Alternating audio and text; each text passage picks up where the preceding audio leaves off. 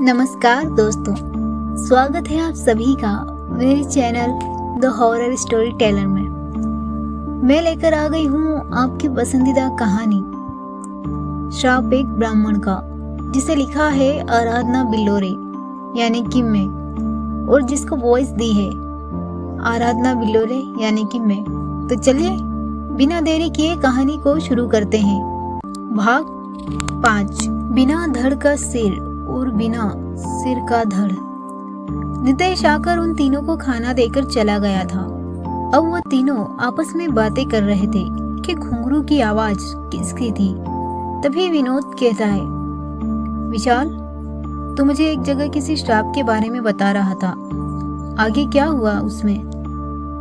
तब विशाल कुछ कहता उससे पहले ही कुणाल बोल देता है, अरे अब सारी रात श्रापों के बारे में बात करके पेट भरना है क्या? मुझे तो अब भूख लग रही है, बड़ी जोरों की। अगर तुम लोगों का पेट बातें करके भर जाए तो ठीक है, लेकिन मेरा नहीं भरेगा। मुझे तो खाना चाहिए। वो बच्चा टिफिन देके गया है।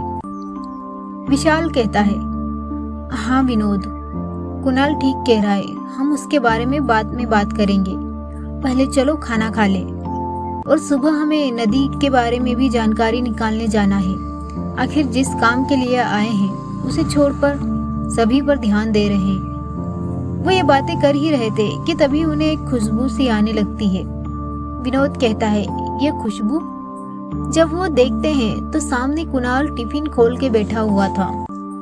उसे देख विशाल कहता है, ये देखो, साहब से हमारा इंतजार भी नहीं किया जा रहा है। तब कुणाल मुंह में निवाला लेते हुए कहता है, जब खाना इतना टेस्टी हो तो इंतजार नहीं होता। इस भूतिया गांव में आकर सिर्फ एक ही चीज अच्छी मिली है, खाना। तब विशाल कहता है, अच्छा, वो तो खाने पर पता चलेगा। जब वो भी एक निवाला अपने मुंह में लेता है तो कहता है, वाह, सच कहा कुणाल तुमने। कुछ भी हो, चौकीदार ने खाना अच्छा पहुंचाया है। ये कहकर वो विशाल को भी खाने के लिए कहता है, और विशाल भी खाना खाकर कहता है, हाँ अच्छा तो है।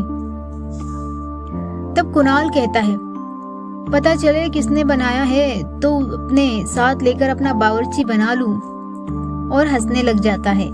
वहीं दूसरी तरफ घनी रात के अंधेरे में मुखिया और उसका ड्राइवर उस दलदल में फंसे हुए थे, और उस सफेद साड़ी वाली चुड़ैल उन दोनों को देख हंस रही थी।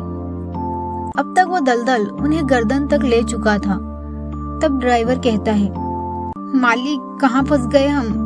बाहर कैसे निकलेंगे? हमारी बीवी बच्चे, उनका क्या होगा? तब मुखिया कहता है, चुप कर, जितना ज्यादा बोलेंगे उतना अंदर धंसते जाओगे। अब तो सिर्फ वही बचा सकते हैं जिनसे मदद मांगने आए हैं।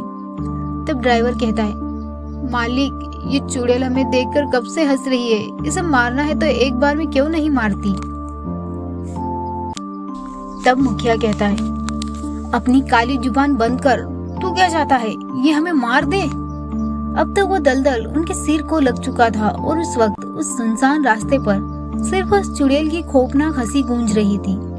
अब वो दलदल उन दोनों को पूरी तरह निगल चुका था, और कुछ देर बाद वो दलदल वाली जगह एक साफ जमीन में बदल जाती है। एक अंधेरी गुफा जिसमें दो लोग बेहोश पड़े हुए थे। उस गुफा में देखने पर मालूम हो रहा था कि वहाँ कुछ कंकाल भी है, और गुफा की दीवारों पर जलती मशालें लगी हुई थी, तो कहीं मकड़ी के जाले लगे हुए थे। वहाँ जो लोग पड़े हुए थे वो देखने में काफी साफ सुथरे थे। तभी वहाँ एक सिर जिसका धड़ नहीं था, उसकी आंख से खून निकल रहा था, और एक धड़ जिसका सिर नहीं था, उसके धड़ से खून बह रहा था।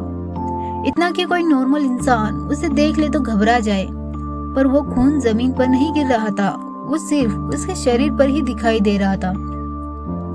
उन दोनों की आवाज इतनी खौफनाक उस गुफा में गूंज रही थी। वो सिर कहता है धड़ से, ये लोग आ गए हैं, ले चलो इन्हें। वो धड़ उन दोनों को लेकर अंदर की तरफ चला जाता है, जहाँ का नजारा वहां से भी भयानक था।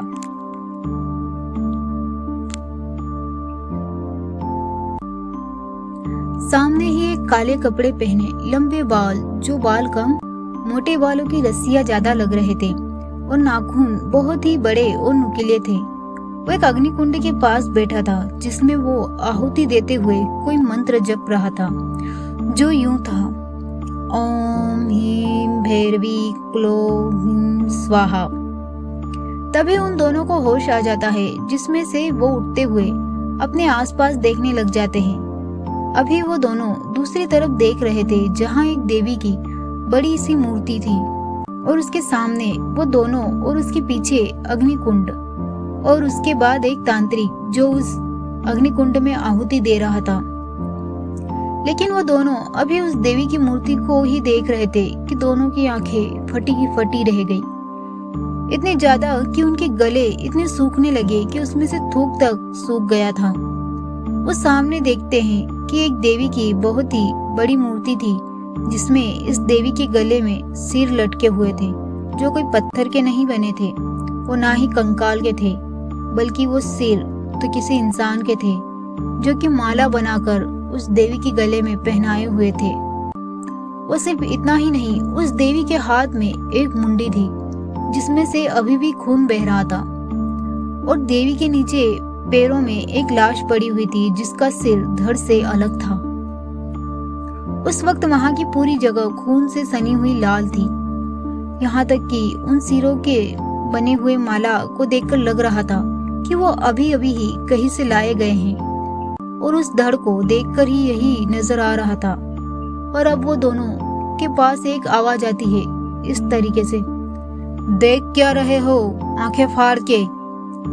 जब वो उस आवाज की तरफ देखते हैं तो पाते हैं वही सिर और धड़ था जो अभी उन दोनों को वहां से लेकर यहाँ लाया था। वो दोनों ही उस सिर को देख घबराने लग जाते हैं कि इसकी आंख से और इसके गले के नीचे से खून निकल रहा है पर जमीन पर नहीं गिर रहा। आखिर ये जा कहाँ रहा है? और उस धड़ का तो सिर ही नहीं तो ये बोल कैसे रहा है? तभी उनके पीछे से आवाज आती है, इन्हें यहाँ लाओ। कौन है वो तांत्रिक?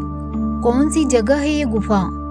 कौन है ये दो लोग जो गुफा में लाए गए हैं? जानने के लिए सुनते रहिए श्राप एक ब्राह्मण का, सिर्फ द हॉरर स्टोरी टेलर पर। बने रहिए, मिलते हैं अगले एपिसोड में।